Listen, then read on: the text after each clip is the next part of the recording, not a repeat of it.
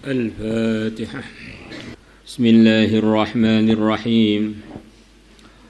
وعن أنس بن مالك رضي الله عنه قال قال رسول الله صلى الله عليه وسلم إذا ابتلى الله عز وجل, kalau Allah azza wa jalla menguji al-abdal muslima, seorang hamba yang muslim, bibala'in fi jasadihi, dengan satu musibah di badan dia, qala, maka berfirman Allah azza wa jalla, sakit atau yang semisal itu, Allah berfirman lil malaki, kepada malaikat,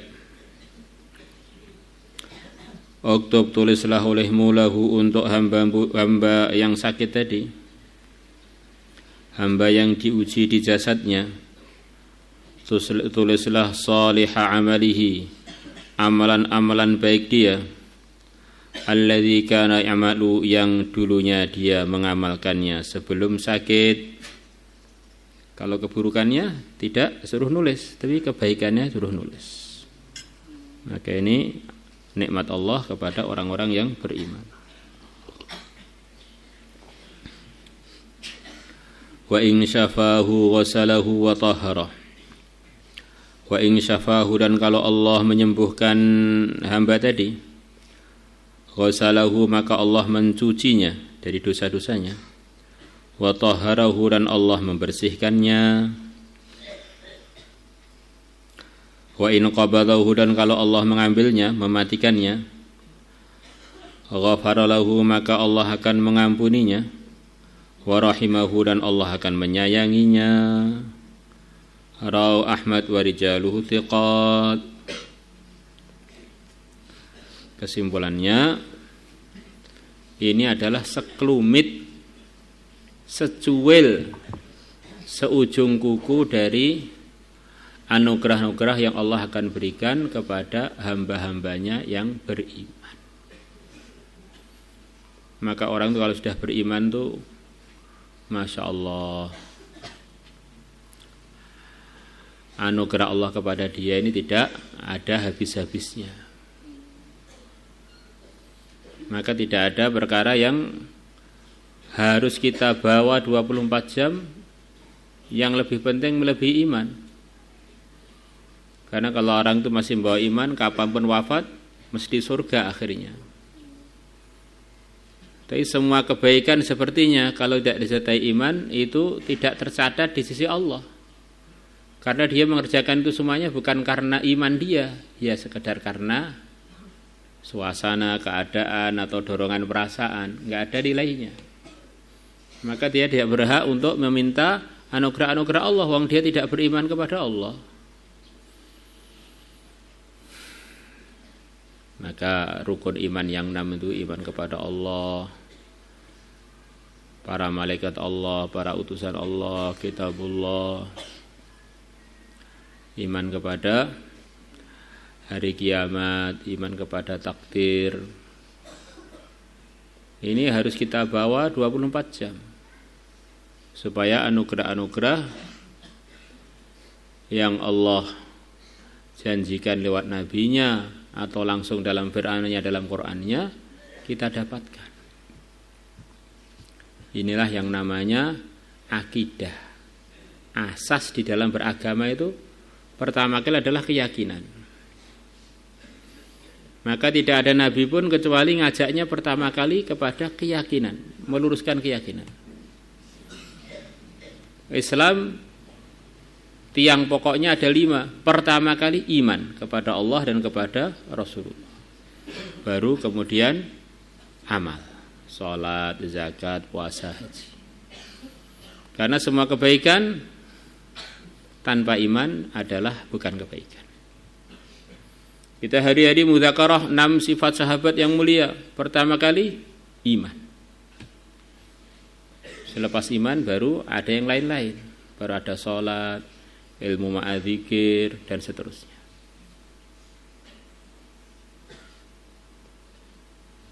Maka orang itu harus paham mana yang asas, mana yang selepas asas baru diterima.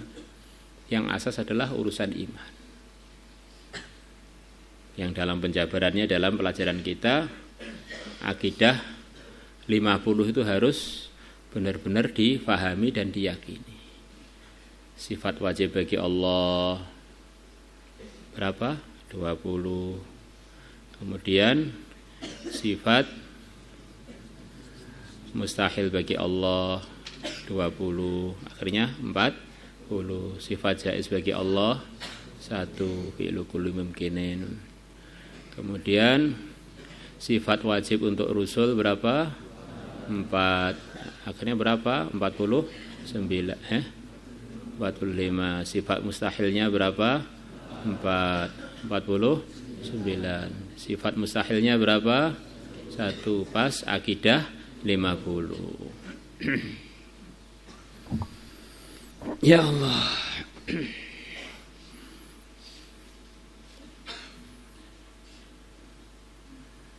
Ini orang itu sebaik apapun zahirnya, tanpa imannya lurus tidak bisa. Ada 3 orang di puncak kebaikan, tetapi imannya rusak. Dia kerjakan bukan karena Allah. Ini bagian dari iman rusak adalah begitu itu. Selain Allah itu kan hanya makhluk. Kalau kita amal untuk selain Allah itu kan salah alamat.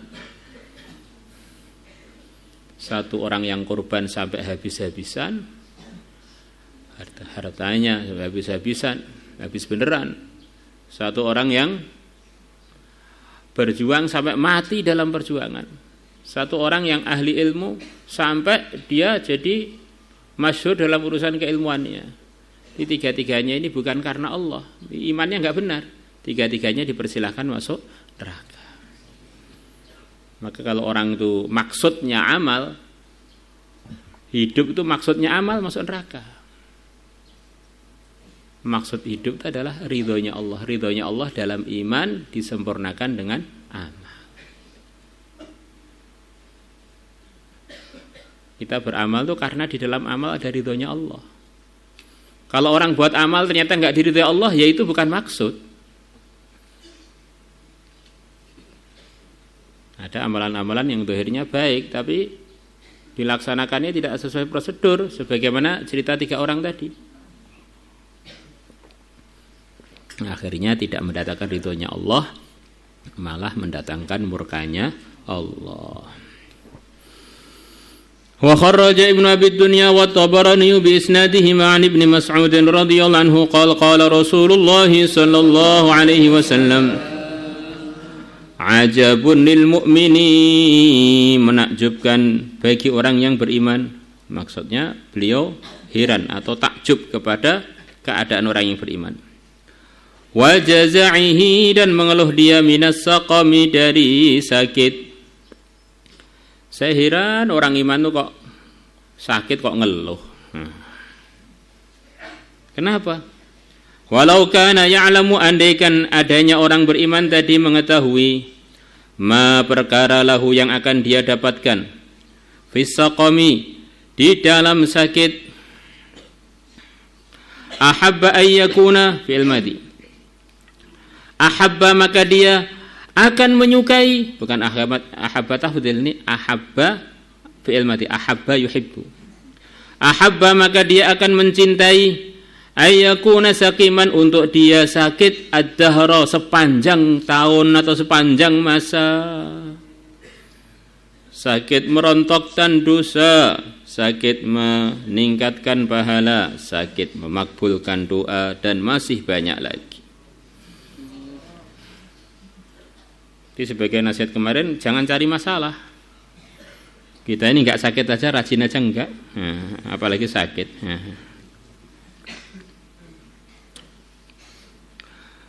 Thumma inna Rasulullah, kemudian sesungguhnya Rasulullah sallallahu alaihi wasallam rafa'a ra'sahu ila as-sama', beliau mengangkat kepala beliau yang mulia ila as-sama'i, ke arah langit, fadhahika, maka beliau pun tertawa.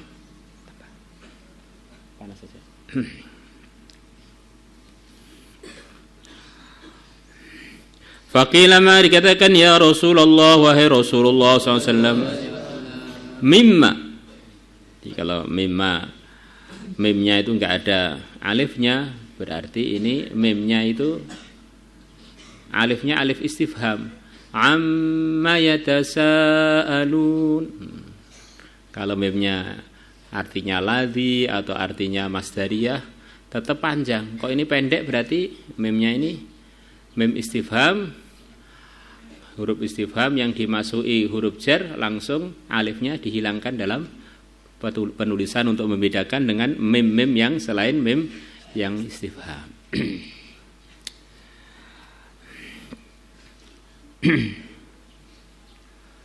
Mimma rafa'ata, dari apa gerangan engkau mengangkat muka engkau ila sama'i, ke arah langit, fadhahikta, maka engkau tertawa. Ada perkara apa sih kok ketika Tuhan nengok ke langit tadi kemudian kok tertawa? Faqala, maka bersabda Rasulullah sallallahu alaihi wasallam, ajibtu, aku heran min malakaini, aku heran min malakaini, dari dua malaikat, kana, yang adanya keduanya yaltamisani abdan, keduanya mencari seorang hamba, fi musallan, di tempat salat, kana yusalli fihi, yang dulunya dia mengerjakan salat di tempat itu. Saya melihat ada dua malaikat nyari-nyari seorang hamba Allah di tempat salatnya yang biasanya dia salat, kok hari itu enggak ada. Falam yajidahu, maka keduanya tidak menemukan hamba tersebut. Faraja'a, maka keduanya pun balik sowan kepada Allah. Faqala, maka keduanya mengatakan, ya Rabbana, wahai Tuhan kami, abduka fulanun, hambamu yang bernama si fulan, kunna naktubu lahu fi yaumihi wa lailatihi amalahu alladhi kana ya'mal. Sebelumnya, sebelumnya kami menulis untuknya di siangnya dan malamnya amalan dia yang dia dulunya beramal sebelum hilang dari tempat mushola itu. Fawajadnahu, maka kami berdua menemukan dia, habas, tahu engkau telah menahan dia, fi hibalika, di tali engkau, maksudnya engkau telah menguji dia dengan sakit. Qala, maka berfirman Allah Ta'ala maha tinggi Allah, uktubu, tulislah sekalian, tulislah oleh kalian, li abdi, untuk hambaku, amalahu alladhi ya'mal, amalan dia yang dia amalkan, fi yaumihi wa lailatihi, dalam siangnya dan malamnya, wala tangkusu minhu, dan janganlah kalian kurangi, minhu, dari hambaku tersebut, ajrahu, keuntungan dia, pahala dia. Wa alayya ajruhu, dan janji tanggunganku, ajruhu, pahalanya, ma habastu, selama aku masih menahannya, selama masih aku uji dia dengan sakit itu. Walahu ajru ma kana ya'malu, dan bagi dia ajru ma, pahalanya amalan, kana ya'malu, yang dulunya dia beramal. Wa alayya ajruhu ma habastuhu, itu urusan dia, karena saya uji sakit itu pahalanya yang ngurus saya sendiri, bukan bagian kalian nulis. Di bagian malaikat tetap ditulis seperti waktu dia sehat. Mengenai urusan pahalanya sakit itu urusannya Allah, mengikut derajatnya takwa masing-masing. Tambah takwa, sakitnya pahalanya tambah besar. Tambah sempurna takwanya, tambah banyak anugerah yang dia dapatkan ketika dia sakit. Itu diantara maksudnya wa alayya ajruhu ma habastu. Kalau malaikat nulis pahala dia walaupun sakit sebagaimana ketika dia sehat, enggak boleh dikurangi. Mengenai sakitnya itu sendiri ada pahala khusus, sebagaimana kita tahu bagaimana pahala-pahala sakit yang telah kita baca dalam hadis-hadis sebelumnya.